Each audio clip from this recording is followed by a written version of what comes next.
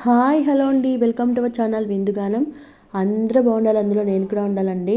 మళ్ళీకి వెళితే మేము ఎందుకు వచ్చేసాను. నచ్చితే ప్లీజ్ సపోర్ట్ చేయండి అబ్బా, సబ్స్క్రైబ్ చేసుకోవడం మాత్రం మర్చిపోకండి.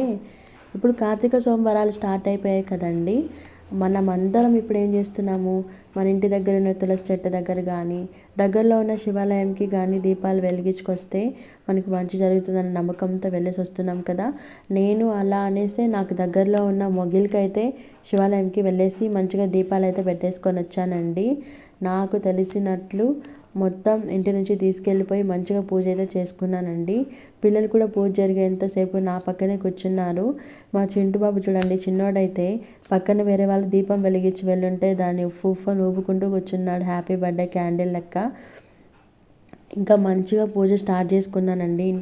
ఇంటి నుంచి తీసుకొచ్చాను కదా అని ఫస్ట్ అయితే నేను ఎక్కడ పూజ చేసుకుంటున్నానో అక్కడైతే వాటర్ చల్లేసుకొని పసుపు అయితే పూసేసుకున్నానండి. దాని తర్వాత ఇంకా నేను మంచిగా ముగ్గు పెట్టేసుకొని పసుపు కుంకుమలతో బొట్లు అయితే పెట్టేసుకున్నానండి. ఇంకా అన్నట్టు చెప్పడం మర్చిపోయానండి, దీపము 365 ఒత్తులు వెలిగిస్తాం కదండి. ఎందుకు ఏంటి అని మీకు తెలుసా? నాకు తెలిసింది మీతో షేర్ చేసుకుంటున్నాను. ఇన్ కేస్ మీకు తెలిసింది కూడా నాకు కమెంట్స్ ద్వారా తెలియజేయండి, నేను తెలుసుకుంటాను. దీపం అనేది పరబ్రహ్మ స్వరూపం. ఏ ఇంట్లో అయితే నిత్యం ధూపదీప నైవేద్యాలు జరుగుతుంటాయో ఆ ఇల్లు అనేది అష్టైశ్వర్యాలతో తులతూగుతుందనేది మనందరికీ తెలిసిన విషయమే కదండి. నిత్యం ఇంట్లో దీపారాధన చేయడం అనేది చాలా మంచిదే. కానీ ఇప్పుడున్న బిజీ లైఫ్లో ఒక్కోసారి ప్రతిరోజు దీపం వెలిగించడం కుదరకపోతే అలాంటప్పుడు ఏం చేయాలి ఏంటి అనేసి మన పెద్దలు మనకి ఒకటి పరిచయం చేశారండి, ఈ రకంగా చేసుకుంటే మంచిది అని. అదేంటంటే కార్తీక పౌర్ణమి నాడు 365 రోజులు వస్తుంది కదా. ఆ రోజుకు ఒక ఒత్తి చొప్పున 365 ఒత్తుల్ని జత చేసి వాటిని ఆవు నెయ్యిలో నానబెట్టి కార్తీక పౌర్ణమి నాడు ఇంట్లో తులసి చెట్టు దగ్గర కానీ లేక దగ్గరలో ఉన్న దేవాలయంలో కానీ వాటితో దీపం వెలిగించాలి. అలా వెలిగించడం వల్ల ఏడాది మొత్తం దీపాలు వెలిగించినంత పుణ్యం లభిస్తుందని మనకైతే పెద్దలు పురాణాలు చెప్తున్నారు కదండి. నేనైతే దీపం వెలిగించుకున్నంతసేపు ఆ స్వామిని స్మరిస్తే మనకి మనసులో జపించుకుంటే సదాశివానుగ్రహం అయితే కలుగుతుందని నేను ఈ రకంగా అయితే స్వామిని స్మరించుకున్నానండి. ఓం శివాయ నమః, ఓం మహేశ్వరాయ నమః, ఓం రుద్రాయ నమః, ఓం వైష్ణవే నమః, ఓం పితామహాయ నమః, ఓం సంసార వైద్యాయ నమః, ఓం సర్వజ్ఞాయ నమః, ఓం పరమాత్మనే నమః.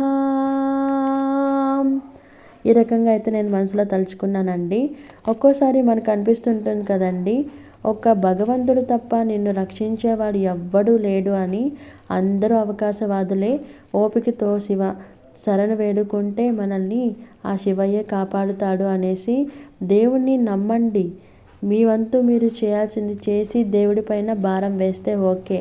మీ వంతు మీరు ఏమి చేయకుండా దేవుడిపైన భారం వేయడం కూడా కరెక్ట్ కాదు కదా. నాకు తెలిసింది మీతో షేర్ చేసుకున్నానండి. నచ్చితే ఓకే, నచ్చకపోతే పర్లేదండి. ఇంకా పూజ అయితే నేను మంచిగా ఇంటి నుంచి తీసుకెళ్ళాను కదండి. అన్నీ అరిటాకు అయితే వేసేసుకొని ఇంటి నుంచి తీసుకెళ్ళిన బియ్యం అయితే ఫస్ట్ వేసుకొని దానిపైన మట్టి ప్రమిదలు అయితే 2 మంచిగా పసుపు బొట్లు పెట్టుకొని అందులోకి 365 ఒత్తులు పెట్టేసుకొని మంచి నూనె అయితే వేసుకున్నానండి. ఇంకా నేను ఇంటి నుంచి 2 పిండి దీపాలు కూడా తీసుకెళ్ళాను. ఇటుపక్క అటుపక్క పెట్టి నాకు తెలిసినట్లు పూలతో అయితే మంచిగా డెకరేట్ చేసుకున్నానండి. చేసుకొని ఇంకా మంచిగా దీపం అయితే వెలిగించుకొని పూజ అయితే స్టార్ట్ చేసుకున్నానండి.